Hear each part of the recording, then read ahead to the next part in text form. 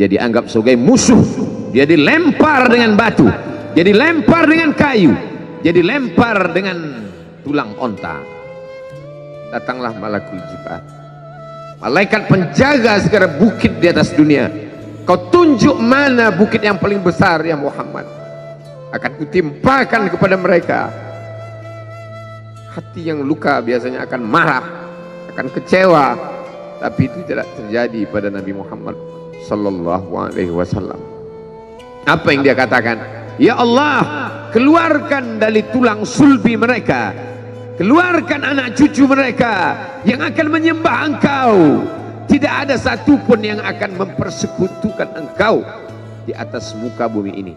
Allahu Rabbi wal Islam dini wa Muhammadan Rasulullah wa yaqini. Semua orang senang melihatnya karena dia bersih, karena dia rupawan, karena dia sopan dan santun, karena ayahnya meninggal dan ibunya juga sudah lama meninggalkannya. Orang kasihan melihatnya. Maka karena kesenangan hati mereka, mereka sendiri yang memberikan gelar untuknya yang belum pernah mereka berikan kepada orang sebelum dia. Gelar itu bernama Al-Amin, orang yang layak menerima amanah. Amin diambil dari 3 huruf, alif, mim, nun. Dari kata alif, mim, nun muncullah kata amanah. Orang yang mampu menerima amanah disebut Al-Amin. Kita mengatakannya jujur. Lawan daripada amanah adalah khianah, al-khain, pengkhianat. Dia tidak berkhianat. Dia adalah seorang yang mampu mengemban amanah dan terpercaya. Maka semua orang percaya kepada dia. Dari alif, mim, nun juga akar yang sama dengan iman, akar kata yang sama dengan iman. Maka iman berarti percaya. Dia adalah orang yang dipercaya karena memang dia mampu mengemban amanah. Kapan kebencian itu datang? Kebencian itu datang ketika dia naik ke atas bukit Sofa dan dia berkata kepada semua penduduk Makkah, seandainya aku katakan di balik bukit Jabal Abi Qubais yang besar, gagah, perkasa, tinggi, menjulang ini ada pasukan musuh yang akan menyerang kita, apakah kalian percaya? Semua mereka berkata, shadaqnaka, kami percaya karena memang kami menggelar engkau orang yang dapat dipercaya. Seandainya aku katakan bahwa ada pasukan musuh yang akan meluluh lantakkan, menghantam, membunuh kita, apakah kalian percaya? Mereka menjawab, shadaqnaka, kami percaya. Seandainya aku katakan bahwa aku menerima wahyu dari Allah dan aku diperintahkan Allah untuk mengabarkan kepada kalian yang baik-baik akan masuk surga, yang jahat-jahat akan masuk neraka, percayakah kalian? Disitulah perlawanan datang, bukan dari orang lain, bukan dari musuh, bukan dari lawan. Perlawanan itu datang dari saudara kandung, dari ayah kandung yang masih ada hubungan darah. Tabban laka ya Muhammad alihadza jama'tana, celakalah engkau Muhammad, apakah hanya untuk ini saja kau kumpulkan kami hari ini? Allah membelanya, langsung Allah membelanya. Dia tidak membela dirinya, tapi Allah mengatakan tabbat yada abi lahabi wa tabba ma aghna anhu maluhu, hartanya tak ada berguna, wa ma kasab, hasil usahanya tak mendatangkan manfaat, wa imra'atuhu hammalatal hatab, istrinya menjadi pembawa kayu bakar, simbol dari adu domba, kata-kata yang membuat menyakitkan hati yang dibawa oleh Ummu Jamil istri Abu Lahab untuk menyiksa, menjelekkan, membuli, menebarkan berita untuk membunuh karakter Sayyidina wa Maulana Muhammad sallallahu alaihi wasallam. Ini bukti kalau hari ini ada anak muda yang rupawan, yang dermawan, yang disenangi lingkungannya, tidak ada orang yang tersinggung, biasa, karena Nabi Muhammad SAW juga pernah mengalami hal itu. Tapi begitu kau katakan, aku tadi malam bermimpi bahwa aku mesti hijrah, meninggalkan komunitas peminum khamar, meninggalkan geng kita yang selama ini bicara tentang yang haram, maka disitulah mereka akan berkata, apakah hanya untuk ini saja kita berteman selama ini? Mana persahabatan kita?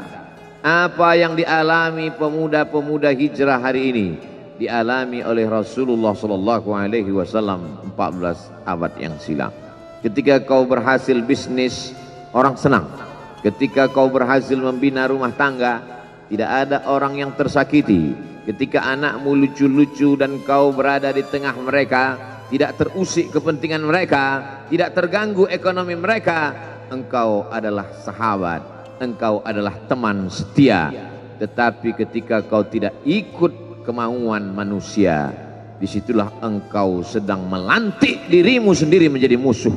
Maka Allah kuatkan hatimu. Wa in tuti aktsara man fil ardi, kalau kau ikut kebanyakan orang di atas muka bumi, yudilluka an sabilillah, mereka hanya akan menyesatkan engkau dari jalan Allah Subhanahu wa taala. Tapi api itu tidak pernah padam. Kalau dia padam, maka berakhirlah dakwah Islam.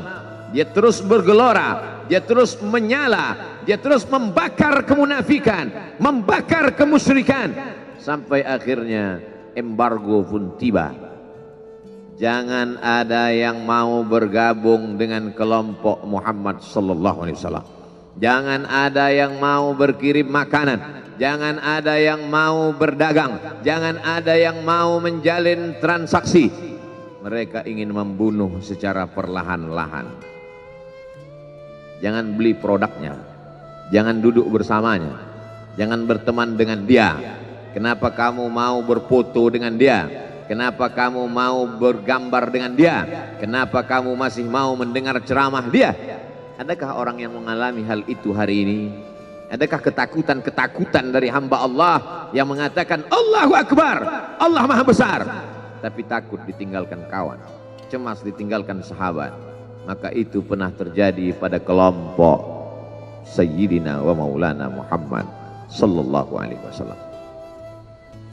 Kalau pembunuhan karakter tidak berhasil, maka ada yang lebih dahsyat daripada itu. Mereka tawarkan dunia beserta isinya. Wallahi, demi Allah wahai paman, demi Allah wahai Abu Talib, law wada'u syamsa fi yamini wal qamara fi yasari, andai mereka letakkan matahari di tangan kananku, bulan di tangan kiriku, ala atruka hadzal amr, supaya aku tinggalkan dakwah ini, aku tidak akan meninggalkannya. Bujuk rayu mulai tiba. Itu terjadi pada diri Nabi Muhammad sallallahu alaihi wasallam. Kalau kau tidak mempan dimusuhi, kalau kau tidak mempan dirangkul, kau akan dipukul. Kalau kau tidak mempan dipukul, kau akan dirangkul. Berbagai macam cara, dari mulai yang paling keras sampai yang paling lembut, dari mulai yang paling lembut sampai yang paling keras, sampai akhirnya tempat bergantung itu hilang, lenyap, musnah. Ada dua tempat bergantung, saudara kandung ayah Abu Talib. Mereka tidak mengusiknya karena dia keponakan Abu Talib. Abu Talib anak Abdul Muttalib, Abdul Muttalib anak Hashim, Hashim anak Abdi Manaf, Abdi Manaf anak Qusay, Qusaylah pendiri Darun Nadwah. Mereka keturunan darah mulia dari Adnan. Adnan menerima tetesan darah dari Ismail. Ismail anak kandung Ibrahim alaihissalam. Jangan ganggu dia, karena dia keponakan Abu Talib. Masih ada backing, tapi Allah ingin agar hati itu tidak bergantung kepada manusia. Dia buat Abu Talib meninggal dunia, masih ada lagi tempat bergantung. Dia yang dulu ketika kedinginan datang, dia yang menyelimuti. Yang dulu ketika ketakutan datang, dia yang menenangkan. Dia datang menemui Waraqah ibnu Naufal. Waraqah berkata, namus, malaikat yang pernah datang kepada Ibrahim, yang pernah datang kepada Musa, yang pernah datang kepada Isa, sekarang dia datang kepada suamimu. Katakanlah, jangan takut, jangan cemas. Kalau nanti sampai masanya dia akan diusir dari kampung halamannya, aku orang pertama yang akan membelanya. Karena begitu yang kutemukan dalam kitab-kitab suci yang kubaca. Kata Waraqah bin Naufal. Hari itu juga tempat bergantung itu patah. Khadijah menghadap Allah Subhanahu wa ta'ala. Tak lagi ada makhluk tempat bergantung. Tak ada lagi ranting tempat berhinggap. Tak ada lagi batang kayu tempat berpegang. Allah ingin agar engkau berserah hanya kepada Dia saja. Tidak ada makhluk. Bersandar kepada makhluk akan kecewa. Bersandar pada kayu yang rindang akan tumbang. Bersandar kepada benda akan binasa. Bersandar kepada sahabat akan berubah menjadi musuh. Bersandarlah kepada Dia, Hayyun Maha Hidup, la yamut, Dia tak pernah mati. Bersandarlah kepada Dia, Al-Aziz yang Maha Perkasa, Al-Jabbar yang Maha Berkuasa. Itu yang diinginkan Allah dari sosok Sayyidina wa Maulana Muhammad sallallahu alaihi wasallam. Dia pergi, sengaja dia pergi berjalan kaki, karena kalau dia pergi menunggang unta, mereka sudah mengintai, dia pasti lari, dia akan pergi ke tempat yang jauh. Sengaja dia pergi berjalan kaki. Lalu kemudian dia pun sampai ke suatu tempat. Dia berharap mereka adalah orang-orang yang lembut akan yang menerimanya. Tapi dia tidak diterima dengan tala'al badru alaina.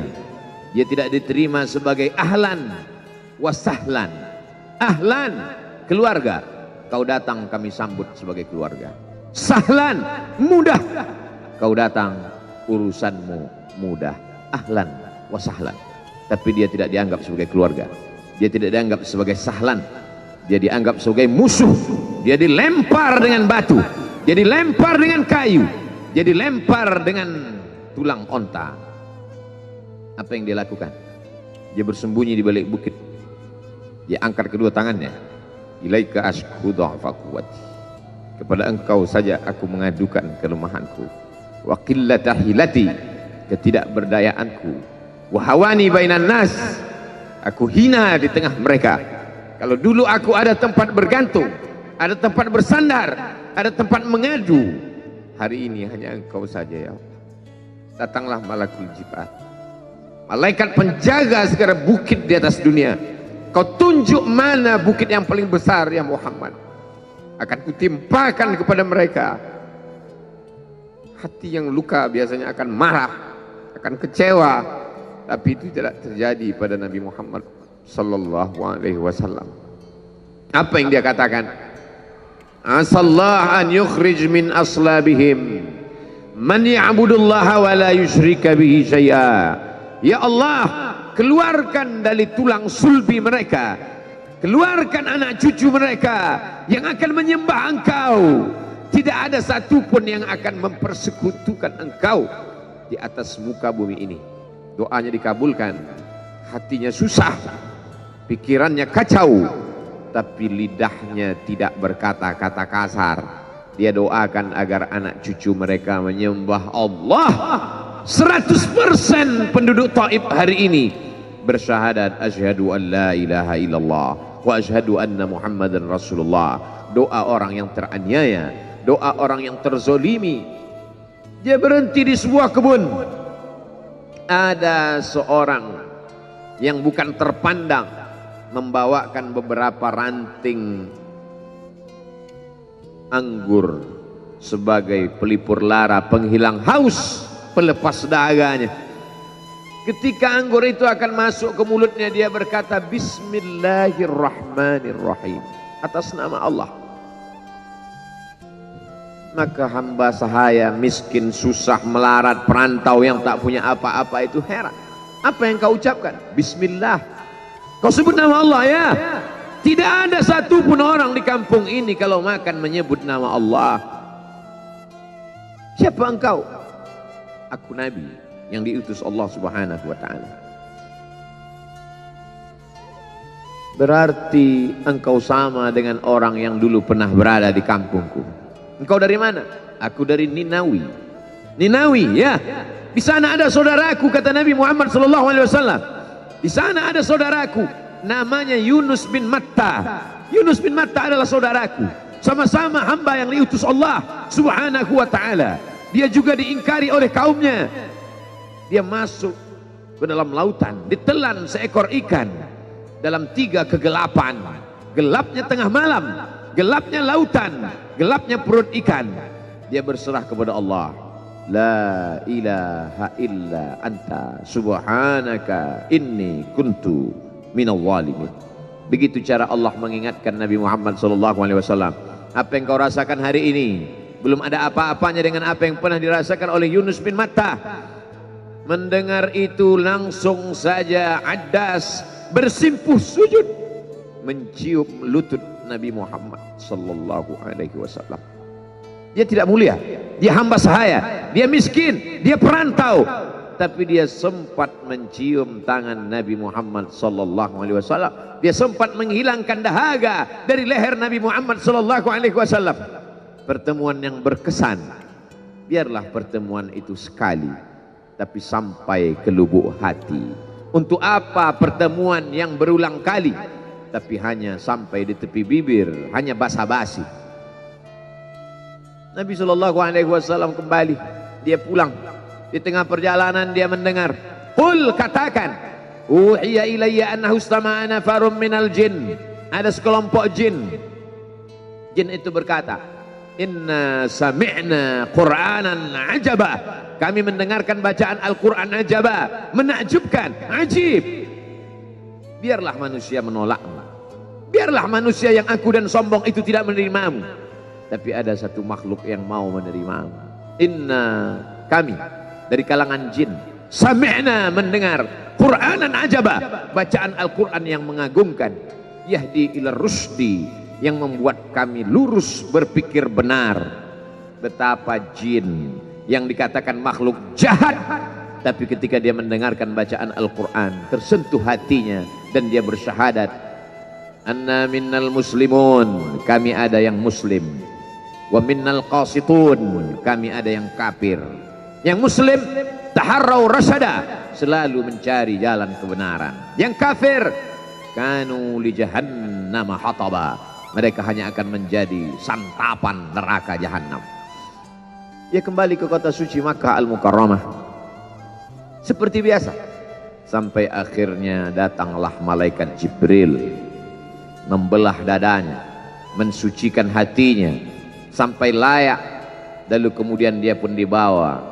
Subhanalladzi asra bi'abdihi lailan, maha suci Allah yang memperjalankan hambanya pada suatu malam, minal masjidil haram ilal masjidil aqsa, dari masjidil haram ke masjidil aqsa, alladzi barakna haulah, kami berkahi sekelilingnya. Untuk apa? Linuriyahu min ayatina, kami ingin memperlihatkan kepadanya tanda-tanda kebesaran kami. Selama ini dia hanya didengar, azab kubur didengar, neraka jahanam didengar, malaikat didengar.